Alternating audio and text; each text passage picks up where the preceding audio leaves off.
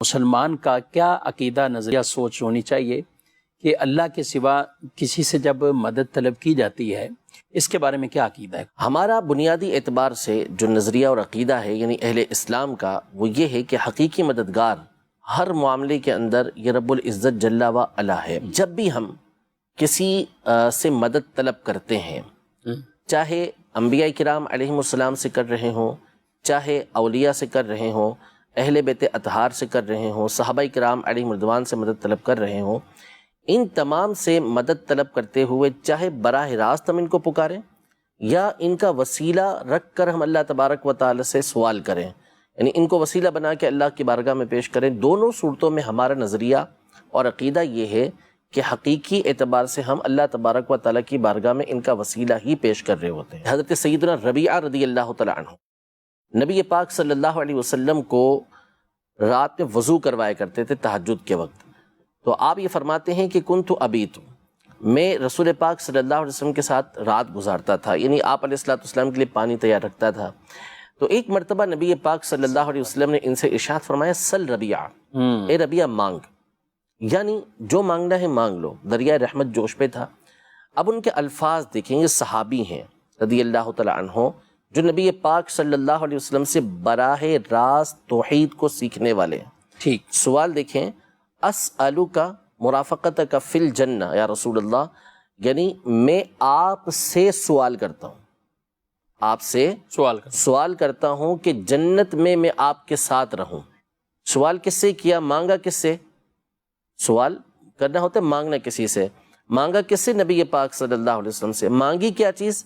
جنت کے اندر رفاقت، جنت کے اندر ساتھ۔ نبی پاک صلی اللہ علیہ وسلم نے یہ نہیں ارشاد فرمایا کہ یہ تم کیا کر رہے ہو، شرک کر رہے ہو، مجھ سے مانگ رہے ہو، اور کیسی چیز مانگ رہے ہو؟ جنت مانگ رہے ہو مجھ سے، بلکہ آپ علیہ السلام نے فرمایا کہ اب تم کثرت سجود کے ساتھ میری مدد کرو۔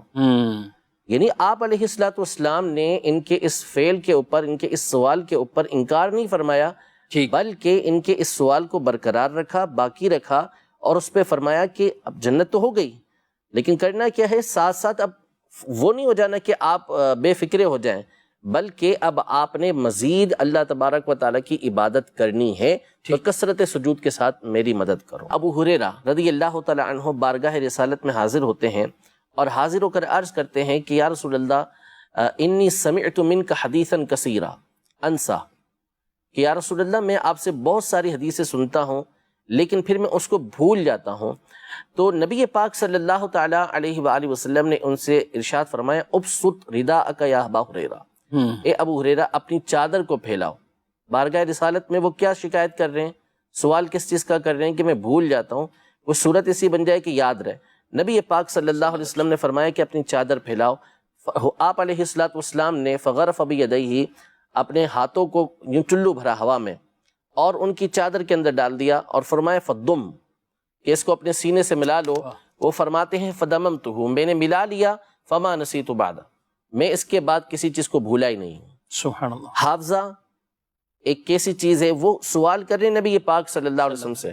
نبی پاک صلی اللہ علیہ وسلم نے یہ نہیں فرمایا دیسی دوا کھاؤ، جا کے معجون کھاؤ یا خمیرے کھاؤ، بلکہ نبی پاک صلی اللہ علیہ وسلم نے عطا فرمایا کہ چادر پھیلاؤ، اور اس میں آپ نے چیز ڈالی اور فرمایا کہ اس کو اپنے سینے سے لگا لو، اس کے بعد وہ بھولے بھی نہیں۔ اور چیز بھی بظاہر نظر آنے والی، یعنی مٹھی بند کر کے آپ حافظہ دے دیا ان کو، حافظہ، ماشاءاللہ، اور ان کو یہ فائدہ بھی پہنچا۔ اب مجھے بتائیں کون سا حکیم ہے جس کے پاس آپ جائیں گے اور اس کو کہیں گے کہ بھائی میرا حافظہ کمزور ہے، بھول جاتا ہوں، کیا کروں؟ وہ اٹھا کے یوں چادر میں آپ کے ڈال دے اور آپ کو بولے کہ لگا لو سینے سے اور فیس دے دو میری، تو کوئی فیس دے گا اس کو؟